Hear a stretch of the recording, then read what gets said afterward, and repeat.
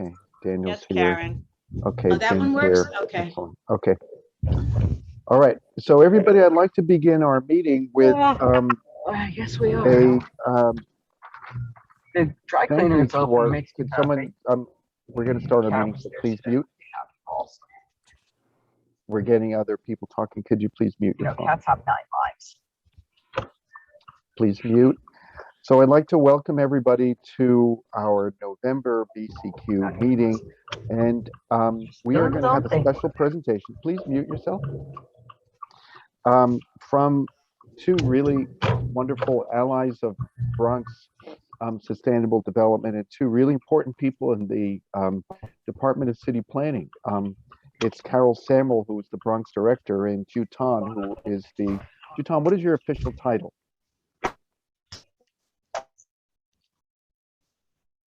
I am a senior city planner and liaison to Community District 8 for the most part. Yep. Oh, just 8. Okay, great. So you may know Carol and Juton from many different areas. They are regular members or attendees at community board meeting, like Juton said. And I want to thank Carol and Juton for taking time to present to us because we all know our stake in the Harlem River water quality, the Harlem River waterfront development, and the Harlem River Greenway. Because of that, Carol was kind enough to respond to a lot of questions that I had about what's happening with development, and everything's happening with development. So Carol and I spoke, and we really thought it was a great idea for, I believe, Juton, you're going to present first and give us the DCP waterfront plan, especially along the West Bank, the Bronx side of the Harlem River. And then I already spoke to Carol about a couple of questions that we had that we'll get to later. But I wanted to thank you and welcome you. And do you need a screen? Do you need to have the screen, Juton? Hey, Robert, I'll be the one kind of. You're going to present it. My apologies. Through it. And it's great. Not, and I'll share my screen. I really hoped it could be a conversation. So as I understood it, you wanted to kind of walk from the southern part all the way up to, the northern part. And I think we can walk along and talk as we go. And that's fantastic. Yeah. And then, some places will know a lot and some places will just have to get back to you because we. And Carol, so do you want us to have questions along the way as we go through the journey? Sure. Okay, great. Sure. Okay, thank you. So what I thought I would do, I'll try to share my screen. Let's see if I can find.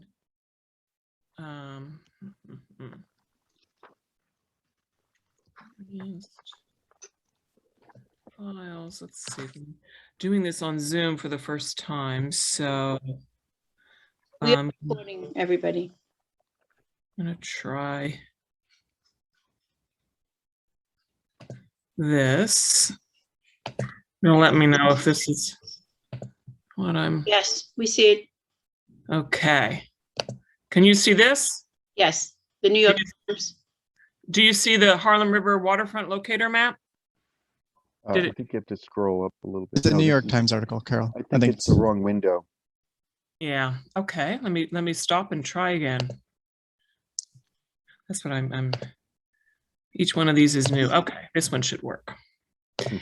All right. Yes. Great. Now we see. Yes. So what I've got here is a couple of presentations that we can walk through, and I also know that you all are pretty learned group. So, if I'm going into something that you already know all about, just, say, yeah, we know that. And we can move on. And as I understood it, you kind of wanted to talk through what was happening down in the South Bronx along the Harlem River and the 3rd Avenue Bridge, up to the 145th Street Bridge. So what I am using now is a presentation that when we expanded the Special Harlem River Waterfront District in 2017. And it kind of walks through the different parts of the waterfront rules, and then we can show you how they're applied in these particular areas. So, you know, we created the Special Harlem River Waterfront District in 2009, and it was intended to provide open space as well as housing and other uses along the waterfront, but make sure that the waterfront was kind of well stitched, nicely stitched to the upland community, given that we have the highway there. That's kind of breaking us off. And, you know, the issues along the waterfront are quite unusual because of the highway. That's the most upland street, or the closest upland street. So we, at that time, recognized that while we have these underlying waterfront rules that require, and that's what we're going to talk about, what they require, these basic elements, we wanted to customize those for these unique conditions along this stretch of the waterfront. So this was originally from 149th Street down to I want to say it's Park Avenue, where it cuts across that street end. And so this involved a lot, you know, including, just to stop there, rezoning of the upland community, rezoning of the waterfront, because before it was for industrial uses. And then we mapped a park along the waterfront as well, at the same time that we created this waterfront access plan. And you create a waterfront access plan, whenever the site conditions are unique and you want to meet the certain needs. And what's required here is the Shore Public Walkway. We have 2 supplemental areas, and then we have both a rhythm of visual corridors and upland connections, physical, you know, spaces that allows you to walk to the waterfront. And we mapped them in specific locations in 2009 so that we could be assured, as the waterfront redeveloped, we were getting adequate access to the waterfront and not just piecemeal. Let me keep scrolling here. Actually, I may have skipped over where I was thinking of starting. Yes, I did. So the different pieces of a waterfront, of what's required by the underlying waterfront zoning, and this is citywide, are these elements. We have a 40-foot shore public walkway. We have to have visual access to the waterfront every so many feet. We actually have to have physical access for pedestrians every so many feet. And it's designed to make sure that the waterfront is still a public good for everyone to enjoy, that it feels safe, and that it is visually and physically accessible. These components are actually really kind of interesting. There's a shore public walkway that, you know, has to have different components in it. It has to have, you know, a circulation path and plantings and trees. There's limitations on curb cuts and guardrails and that kind of thing. Then we have visual corridors. I'm assuming this is streaming along. Good. No, we got it. Okay. Yep.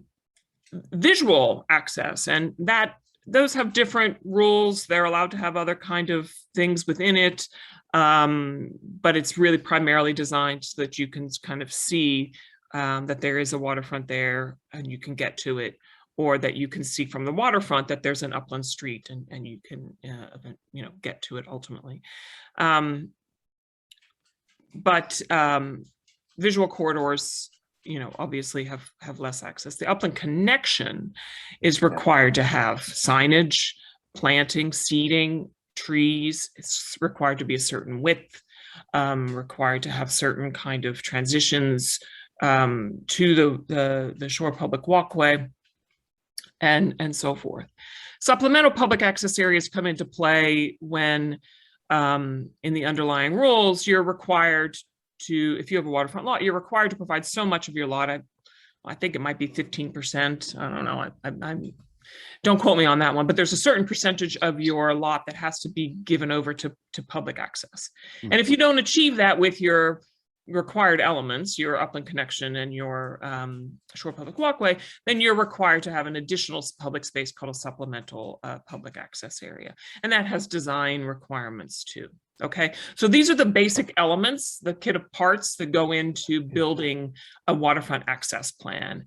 And then when we came to the Harlem River area, we mapped these out. I'm just going to skip back to Now, can I just interrupt just for a second? Sure. Because one thing that I just wanted to, I don't know if other folks have noticed it, but I've heard specifically mentioned to pedestrian and walkway and not, pedestrian bicycle multi-use space.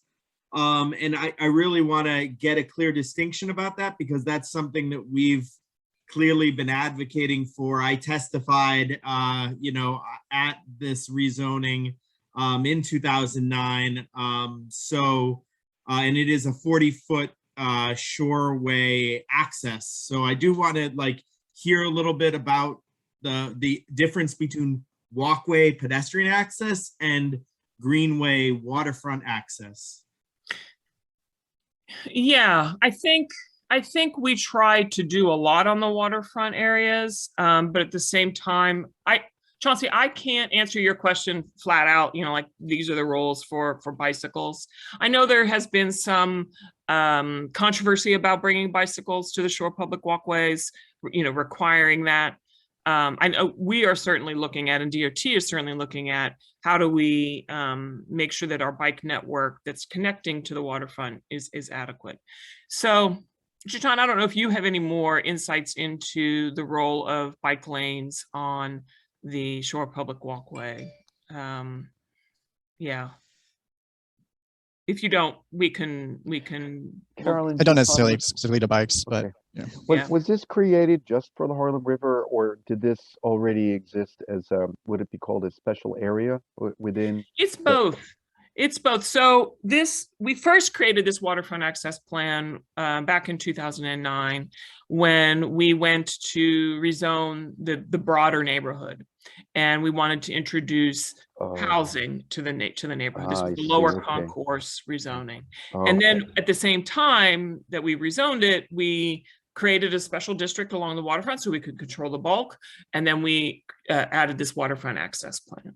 So when a developer comes in, and we've had a few come in to inquire about, anytime they want to build on the waterfront, they have to come in and show that they meet these requirements, these underlying requirements. I always laugh with Juton because, it's a certification, which is basically a checkbox, did they meet these requirements? But it can be the most lengthy and detailed drawings that you need in order to demonstrate that they meet these requirements. So it's kind of ironic that it's a certification, but it is actually really detailed information that we need, that they need to show us. So Chauncey, just back to your question, I can't really answer that right now off the cuff as far as bikes on the Greenway. I don't have a good answer for you. Yeah. Carol, what was the difference? So tell us how the Brooklyn Greenway and Brooklyn Waterfront development, did they go hand in hand? I think obviously what Chauncey says is our position, everyone's position here, that we want to maximize Greenway construction with waterfront development. That's really what we intended all the time when we designated 145th North. So we see a linear park stopping now at 145th, the Greenway, and so it's really important for us to have that connection, the connectivity, and not only that, the shared use. So is there a good model in the city or other cities that have done what you've done to facilitate development with the construction of a shared use Greenway? It's happened across the city. I mean, it's happened in Manhattan. It's happened in Brooklyn. With rezonings. With rezoning. Yes. Well, look, there are different ways. There are different ways that you get access to the waterfront and a bikeway on the waterfront. A lot of those are in parkland. I will say that. I will say what we did here, which is also providing access to bikes, are these loop roads, we call them loop roads, that were intended to make the waterfront feel that much more public and not just this kind of isolated backyard that is belonging to the private development. I don't know if you can see it easily in here, but the idea is that they have to provide some kind of vehicular connection from like 144th Street looping around and then coming back, where like the sites around the inlet are quite constrained, and we just could not require a loop road to be provided there. But that's how you would get it. And then the park itself could provide, that just depends upon how the park is designed. I think EDC is doing that. But and whether or not you share the pathway of the shore public walkway with pedestrians plus bikes, I think is a conversation. Like, that's what I'm saying. I have to get back to you. I can't just answer that question right now. And I don't know at what point that question is even answered for a specific, shore public walkway. Is it when it's designed? Is it through parks? Who's the one that's making that kind of decision? So the one we have at Parks, the Mill Pond Park, is not for bikes. Oh, and that's a Parks property. That's Parks. So that's a DPR decision. But they're on the waterfront. That's right. Parkland, this is all for private property that's on the waterfront, what I'm talking about. Carol, could you just give me, I love to dive into the resolution. Could you give me the, later we'll talk, because I just want to make sure that bike paths shared use is not precluded, by the rezoning. And I don't think they are, Robert. I think that is more a design choice, but we could look specifically at what the ZR section that we'll follow up on the bike rules and the intent. Yeah, I mean, it's just a really important part of the whole question, because we're trying to create safe, accessible greenway along the entire Harlem River waterfront. When you look at the options, you have on-street connections that are not particularly safe. So part of the whole reason of us supporting this original rezoning was around the fact that it would include a greenway, and a greenway means bicycle, pedestrian, multi-use access. So it's very concerning when it's only being described as pedestrian access and not bicycle, rollerblades, whatever. Sure. Look, I mean, all kinds of, we want to encourage the use of the waterfront. That's the truth. And that's actually why we have the special district rules that we have, like I said, with the loop road that's bringing as many users and as many options to the waterfront as we can. We will get back to you about if there are any constraints in the ZR that speak to bicycles. But I'm just let's see if we can go back to the and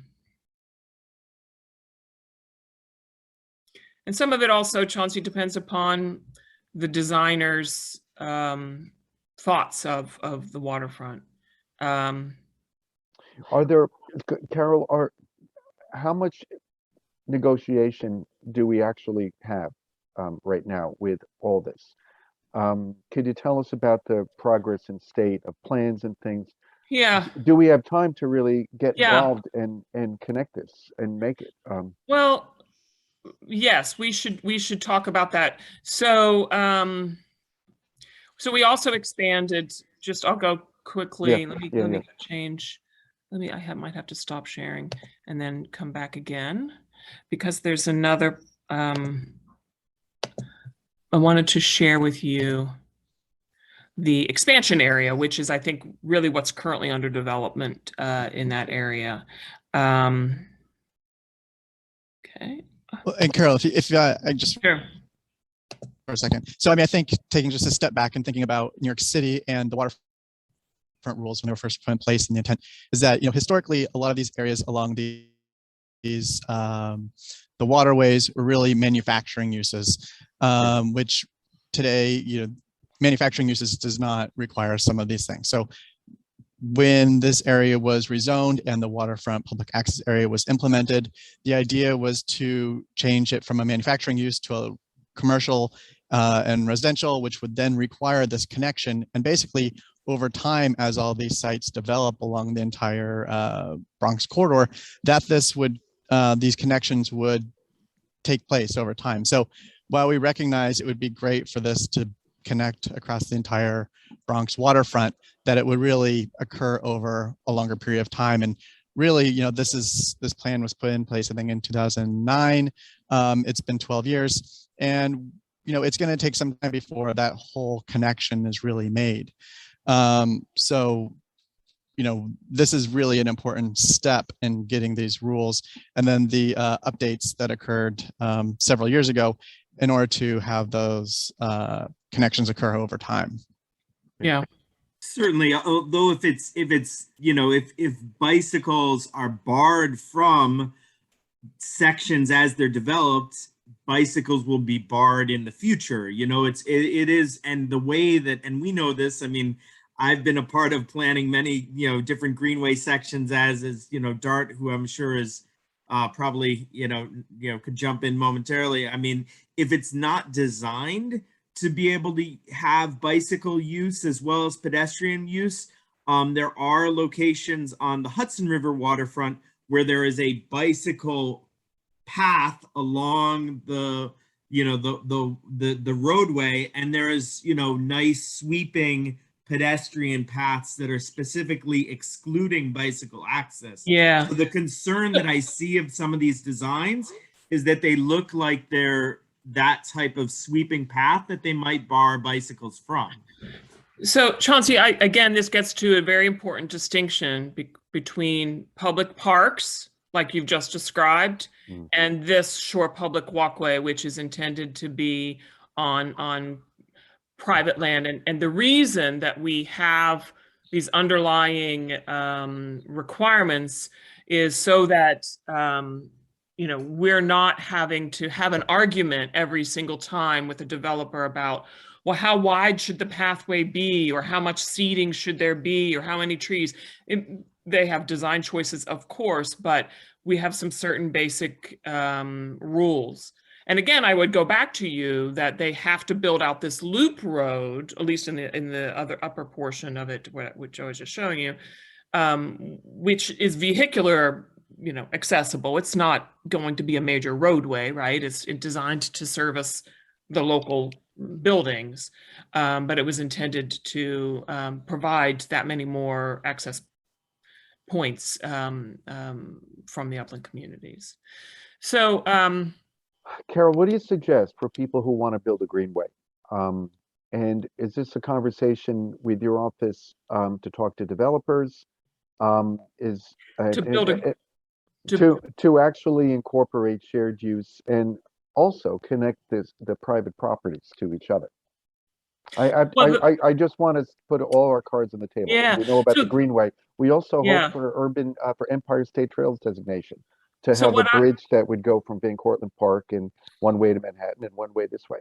Yeah, and I don't think any of this necessarily precludes that. I would say I think the comprehensive waterfront plan is an incredible opportunity for us to put those thoughts out. If let's just say they're precluded today, right? If we want in the future that to be not precluded by these general rules, then the comprehensive waterfront plan is a great opportunity to put those words in. Now that's 2020 and then 2030. Is that the one that Mike in your office does? Yeah, I feel like we're finishing that now. We're supposed to get a presentation next, I think, December. Oh, good. Well, not we, but the Harbor Estuary Program Access Working Group, which all of you are invited to. Yeah. That would be my recommendation, because it's really just a design choice. There is, within these 40 feet of shore public walkway, there's room for a lot happening. And at some points, it's different. But since this sounds like it's kind of a building code thing as of now, would developers be beholden to a waterfront plan, which is more like design as opposed to a zoning resolution? This is in the zoning resolution. These rules, these designs. Yeah, I understand. Yeah, but the connectivity part we're talking, and the shared use part, So the addition of a greenway construction design. Yeah, that I don't know the exact answer to whether or not the zoning resolution speaks to the shared use.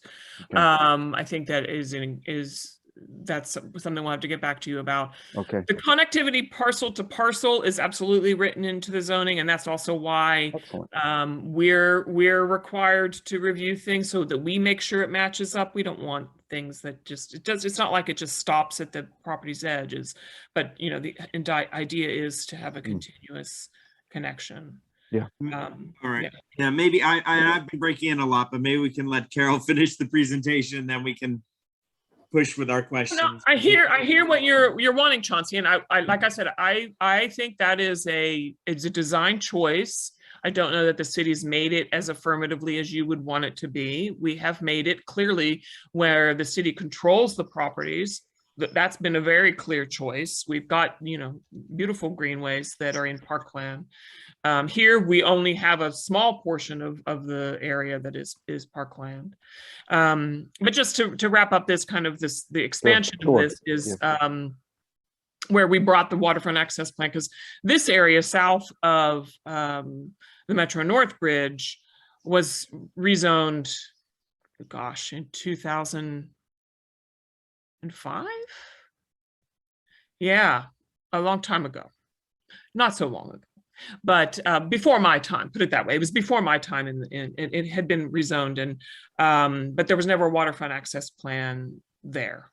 So we took this opportunity to update some of the rules in the Harlem River Waterfront District, and then expand it south and expand the waterfront access plan. And this is also very tricky because of the rail line and the angles. We had some workshops with some folks in Community Board 1 to kind of understand what they thought were interesting and important aspects of it. And so you'll see we're again trying to bring people to the waterfront, whether it's here. We don't have the loop road construct. It's just, it doesn't work that way.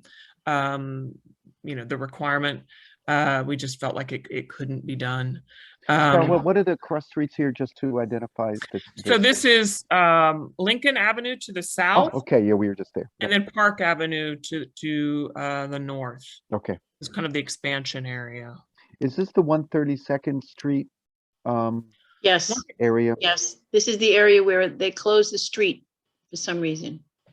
Huh. Yeah, Carol, we had a special interest in what happened to 132nd.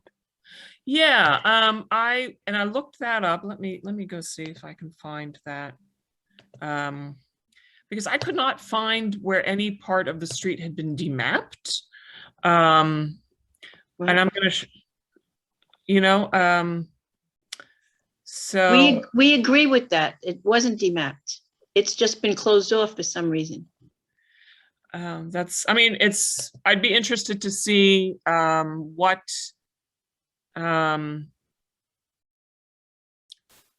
DOT said about a builder's pavement plan. There's near the new building? Is that what you're referring to? No, it's on the other side. Yeah. It's the other side of Lincoln. To the east. No. There are a couple of new buildings down there. There's no new building on that side. Okay, then it may just be closed off because the street's not built out. No, no, it's built out. It's a small street. It's 60 feet. Okay, they may have. I didn't realize that this was. I thought there's another building on 132nd Street further down that I was thinking of. Yeah, it looked like they were doing something with a building, but I can't really tell. No one can. You can't see. Yeah, I'm wondering. Let me. I'm wondering if they have, kind of what's the a permit to close the street. They have a permit to close part of the street, but there's actual gate, 8-foot gate. You can't get in. And you I'm sure have reported it. We don't know who to report it to. DOT. What should we do, Carol? Go to DOT? Yeah. Okay. I would go to DOT. I just opened up my, Or you could put a 311 complaint in that'll go to DOB for the fence without a permit. well, it's weird that they're closing off. I thought you were talking about, see this bridge line building? Yeah, Mhm. That's not what you're talking about further No. down, they closed the street at Lincoln Avenue. right here. You're talking So we're about, linking in with, I mean, I would assume it's for the development that's happening, but No, development's on the looked other into. side. well, there is a, It's on this the west building side. It's a is- good shot right It's there. been blocked off for over a decade. Yeah. I suspect there's some agreement. I don't know who blocked it off. Do you have any ideas? It's a business owner, they're parking cars there? No, it looks like they just go in and, yeah, park cars, yeah. Looks like a staging area. Um, And the reason huh. we're bringing that up is because Dart, Karen, Chauncey, this is, and Michael, we were hoping for Michael. I think he's at a community board meeting. This was a greenway, option. part of That's the the Greenway greenway. option. Yeah, Yeah. because the waterfront section is not feasible. Oh, look, at you this can see point. the gate. You can see the gate in Google. Yep. Yep. There it is. Yeah, to the gate. Exactly, We saw it, it's Karen, thank closed. you. I have a picture of it. You know what? The best thing is to reach out to DOT. I can do that as well. I'm very curious what that's about because it could also be, I'm not even gonna speculate. Okay, all right. So 132nd Street to Lincoln. If I can jump in for a second. Yeah. I know we're getting short on time. And hello, Carol. Thank you so much again for coming by today to Manhattan College. We really appreciate it. Sure. It's good of you to give so much time to all these things. But I think that when we were down there looking around and saw 132nd Street, which is not closed behind that big building further to the east by the Willis Avenue Bridge. Uh-huh. And that seems to me new as far as I could tell over the years. But it's an example of trying to figure out how we're going to get around things that haven't been built yet. Or in the case of whatever the bicycling question is, how we're going to split so that the bicycles can keep going and get somewhere. So whoever is doing I guess it's BlackRock now that's building those buildings between 3rd Avenue and Lincoln.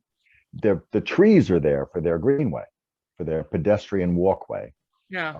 And that's wonderful. And as you could, and it'll come out to Lincoln, and then you could go down 132nd Street and get all the way to Randall's Island, which would be a really big deal. The problem is that as you go west along that waterfront there, you get to a place where the real estate development, the new development ends, and you're in the back end of a CubeSmart or some sort of storage thing. And we understand that that's a sort of a temporary taxpayer while they're waiting for some other big development to go on. But just like everything up to 149th Street, who knows when anything's going to ever get built there. So we were wondering, Bob and I, as we were standing up on the bridge taking pictures of it, when you get to that west end of that pedestrian walkway, and you've got another private property between one and some street that's really awful. It's 135th Street, which is basically a service road for the entry to the whatever that is, the Deegan or the Bruckner, whatever it is at that point. I don't know how, it's like a dead end, and you're gonna have to go back and forth and get really stuck. So for maybe 10 years, Yeah. you know how, right? We're not gonna be able to get all the way around to 144th Street between the highways and the construction and everything else. Is that like a DOT question? Do we call if anybody that's still in the bicycle department over there? Well, I would say a couple of things. One is you raised it with us, and we can take it to our transportation division as well. We're getting ready to put forth a new work program, and this area is certainly booming, and we can bring that to them, and we can look at it again. We did look at it years ago, 2009, for very different reasons, but so much has changed, as you're all are pointing out. I would say, yes, that is, as Juton was saying, like that is kind of the way it works. It's like we may be stuck with a dead end for quite a while. That said, we've got properties to the north that are at play. Like if we just want to walk up, the Padded Wagon is city-owned property. Interested to see what happens there. Yeah. Phipps and Douglaston are interested in the auto auction site. Okay. Uh-huh. So then you go under the bridge. If you can go under the bridge, we have another CubeSmart. Unfortunately, we have another CubeSmart. We've got a Con Ed facility. These next few sites are in play with Lightstone. You know, they're already coming in for their certifications. So we'll have a good chunk of that middle part of it at least build out. Then we Is have this within the district? All these with Yeah. lots within the district? Okay, thank you, Karen. Then we have the park, which the city has already done eminent domain. We're in court trying to do the valuation of the park. I think we've got a design. EDC had worked on the design of the park. Yes, we went to that meeting. Okay, so it sounds like you're plugged in well there. And then I want to say Lightstone might also have something to do with the recycling plant here. So while it seems self-storage is a difficult thing, but these other sites are in play as far as I know. Well, you've got bike lanes that are not terrible on Walton and Girard that go all the way up. And then, so it seems like the trick is getting across to 144th Street in a pleasant way where the park's going to be. So you can have the, I mean, and this is, you know, Chauncey's going to yell at me later that this is not nearly enough for the next 10 years to get us through, but you can see it at least. You can get down, you know, we have this big problem up around the rail yard in the 160s and how you get around that. And that's like a big problem. But once you get down to 161st Street or whatever, you have those two bike lanes on those streets behind the parks that at least get you somewhere, but they only get you to about 138th Street. And then you're really stuck. It's not that far to get from there to the BlackRock development, but it's just impossible to see how you're going to do it. And I bike down there all the time. I did it when we did that walk the other day, 2 weeks ago, you know. And so if we can get a nice, something good, maybe it's DOT, whoever we have to talk to get you to the river from Walton and Girard on 144th, and then some way through to the open space there, and then open up 132nd Street, that's like a 5-year plan.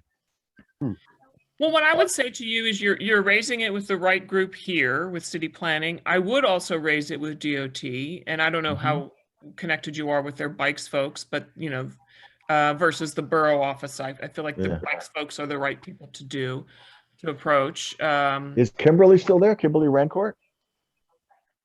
I don't know her. Maybe Ted is the director. When we'll do that. Okay. So, so the bike division is citywide with the DOT. Okay. And then we'll also, you know, take this back to our transportation division. Like I said, we're getting a work plan ready. For Carol, I think what we're going to do is give you these items we're bringing up, so you have them on paper. Okay, that sounds good. Yeah. But this is fantastic. Keep going. I love the tour. You know, and then we have the park. We have properties that were to be turned over for other uses. The Yankee parking here, the Harlem River lot, that's gone nowhere. Yeah. That's good. Well, the circus is there. Well, I don't know. I mean, it's hard to get there from here, so. Yeah. Then on the river. We didn't talk about the Bronx Point. That's that is further south. Yes, that's under construction. Yep. What? I maybe have the wrong name. Are they going to have 40 feet available for bike? Yeah. I think they have even more than that available. They have even like more supplement. They went over and above the supplemental requirements. Yeah. We do need to also get clarity on that area too, just around the access and again, pedestrian versus bicycle. And there is that loop street again, like underneath the 145th Street Bridge, where it would make sense to have the path go directly underneath from their property to the recycling center space. and those design connections are really important. Yeah. Carol, No, this is so important what you're showing us here because we need to work on Mill Pond Park.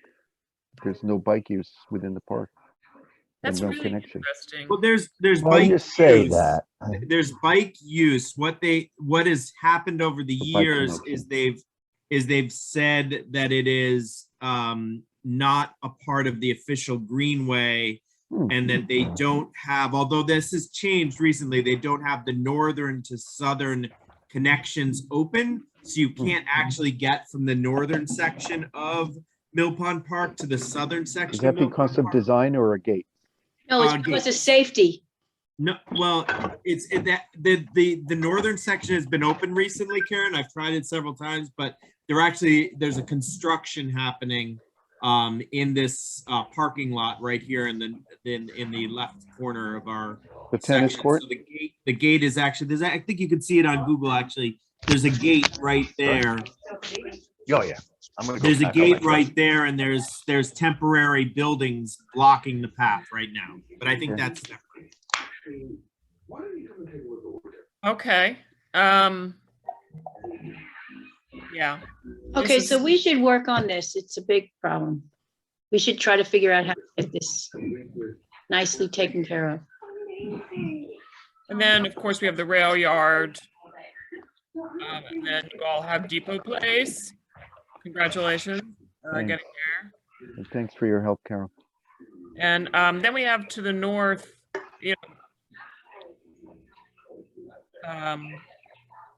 River Park Towers and the state park. And then we have these, which is someone's Dart, could you mute yourself, or do you want me to mute you? There you go. So this is the Fordham Landing Waterfront University waterfront, and I know we're running out of time, so I just wanted to touch base here to say these properties will have to follow the same rules with providing the public amenities along the waterfront, the shore public walkway. This waterfront is also equally complex, and no doubt we will have a waterfront access plan to whenever things here develop. There was a gentleman, Dynamic Star. We've met with them many times. They're fully in agreement with putting in the Greenway and making the Putnam Greenway connection. So they're 100% want bicycle. Good. So you're familiar then. You're familiar. Chauncey is on their speed dial. Yeah, good.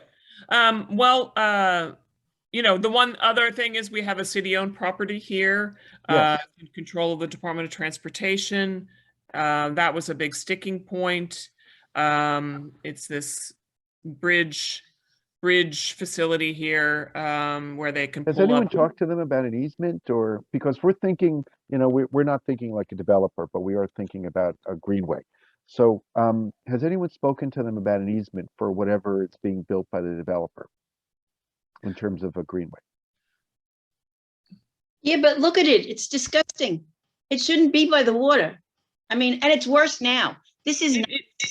I will say this. Let me say, I'll say one thing in defense of them, and that is that the Department of Transportation is storing, it's open storage of goods, and they bring up a barge and they use the barge and the materials to service the bridges. So they do need to be on the waterfront for this purpose. Okay, that's the one thing I'll say. The other thing I'll say is, the idea of swapping it out for a parcel that's, somewhere else along the waterfront that is probably less, critical to the linkages, because that's also whether you have an inlet, that's also something worth considering. So whether DOT will actually consider that or not, I don't know. And that's where I think that you all and your interest in having a continuing greenway would understand why you don't want to. Yeah, we could build north of it, we could build south of it, but yes, it's disgusting. And there's also like breakages. It breaks up the greenway, it breaks up the waterfront, it breaks up all of the uses. And quite frankly, anything that having to do with this waterfront is going to have to make serious steps towards solving, or not serious steps, is going to have to solve the vehicular access and pedestrian access points. You can't use that switchback that you have there and redevelop the waterfront. Okay. Right, exactly. So, Dynamic Star got some transportation folks on board, and they had some good ideas, and so I don't count them out, but they were ideas that I thought had some merit. And then we're up here, so we all know this with Target. yeah, the Target. Yeah. And getting up to 225th Street. Okay. So that's as much as I know about the Dynamic Star. I think it was delayed a lot more than they had hoped it would be, because they just couldn't get things assembled quickly enough, especially city-owned properties, etc. And so I think they're trying to rethink what they're doing with this property, knowing full well that they have all these requirements on top of it. And we'll get back to you about the bike, but we'll also raise with our transportation division, this idea of kind of taking a look again at this area in the South Bronx, Port Morris, and Mott Haven, for as development has for bikes. And if there's any other, sorry. Yeah, go ahead. And if there's any other points, I mean, I wrote down like the 145th Street Bridge, the pathway under the 132nd Street end, where it connects to Lincoln. And if there's any points that are of concern or that you want us to look into, not maybe even just currently or even long-term for the connections and how that could actually work, let us know. You said you're going to give us a letter or something. That's really useful for us so that we can have exactly all the things, because we're working with this, but you're also thinking about this in a different way, and so holistically. Thank you. We really it's really helpful for that research that you're doing as well. It's great to hear that, and we really feel this is only going to happen once. This is generational, what's going on now. So we feel this is our chance to get the Greenway. I think that's why it's really exciting. Who's talking? Sure. Me, Lewis.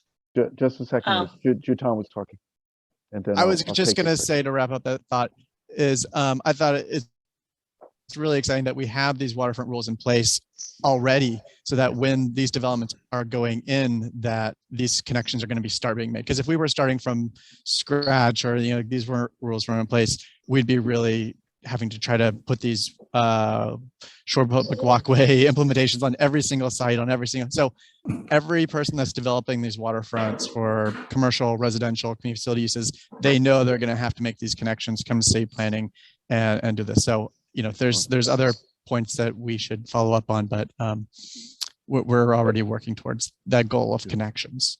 Excellent. I think we had Lewis, a quick question. Yeah. So when Marola was doing the community presentations for the QUIP, it was a consensus at all those organizations, all of the participants at all those 3 or 4 or 5, I don't know, meetings, that people wanted to see access into the water for recreation, for sport, etc. Was any consideration given by you guys as to where that might be possible? Well, Lewis, can you say a little more? Like, were you thinking about the waterfront access plan, or were you thinking about the? I mean, I could answer it for both. Waterfront access plan in south of 149th Street. Anywhere, and basically anywhere that you're working on. Yes. Were you thinking of public community access into the water? So the short answer is yes, and actually we wanted our rules to not preclude anything like that. So those are design options in the kit of parts that developers can choose. In the south of 149th Street to 145th Street Bridge, there's the rail line that still runs along out in the water. Yeah, so I know. Really couldn't encourage people to get into the water there, that boat launches and things like that. Now, at the Fordham Landing, University Heights waterfront, that's different. You know, I think the designers there were thinking about, well, where could we have, because there's actually some softer edges there today. You know, it's not hard bulkhead all along. So where could we keep those? Okay.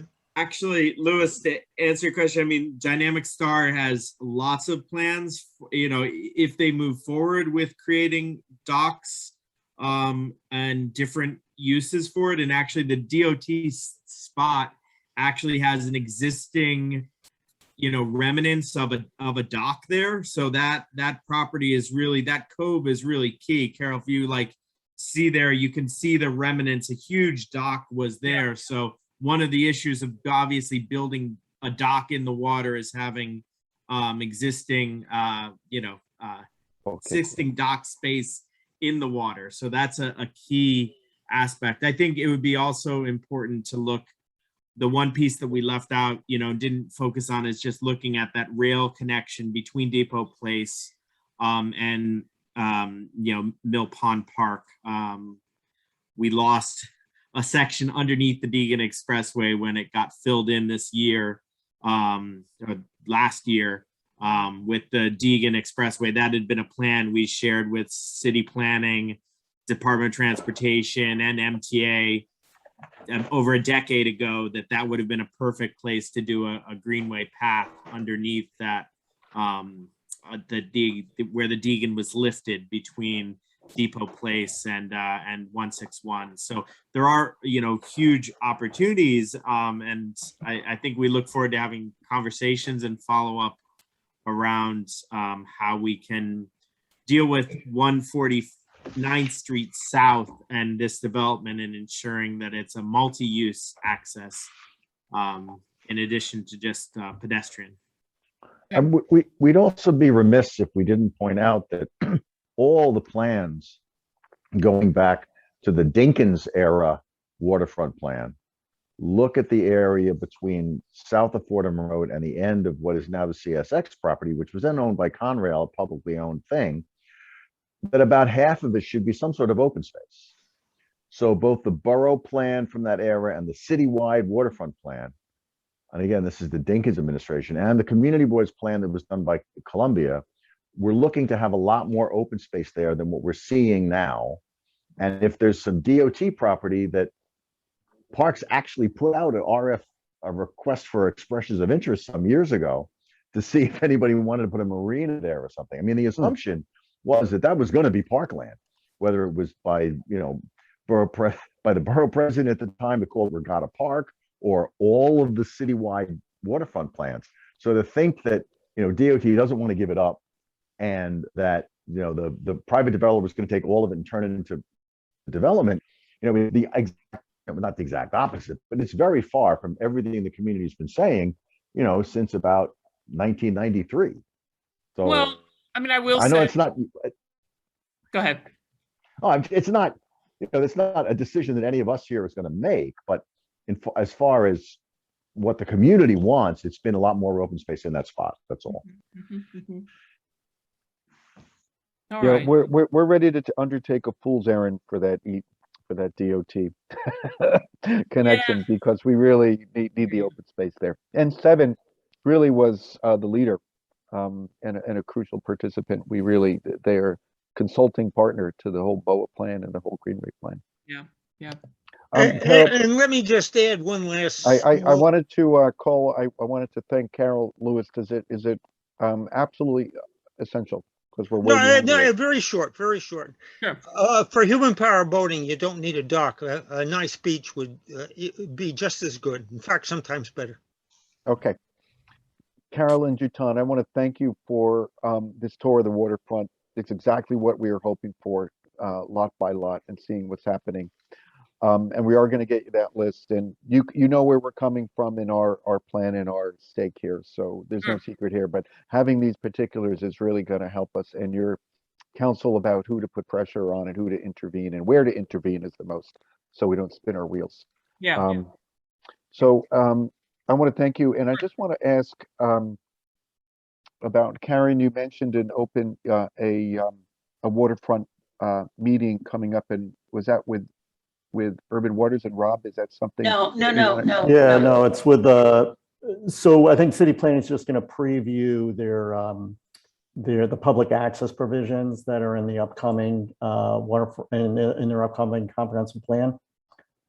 So for sure, you guys will all get invited. I think they're going to organize the meeting. We were going to do it tonight at the public access work group meeting, but Okay. they wanted to defer to the summer. I did want to just quickly mention just on the Brooklyn's, and I apologize for getting here late, coming from that other meeting.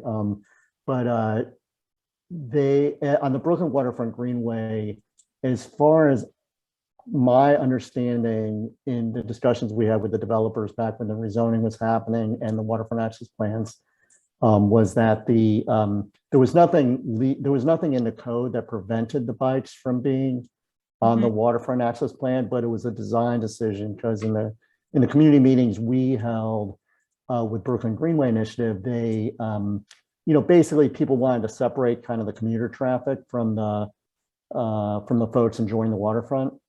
And so the idea was that you'd have this kind of the slow path along the waterfront and then the quick path along, Kent Avenue or West Street or what have you.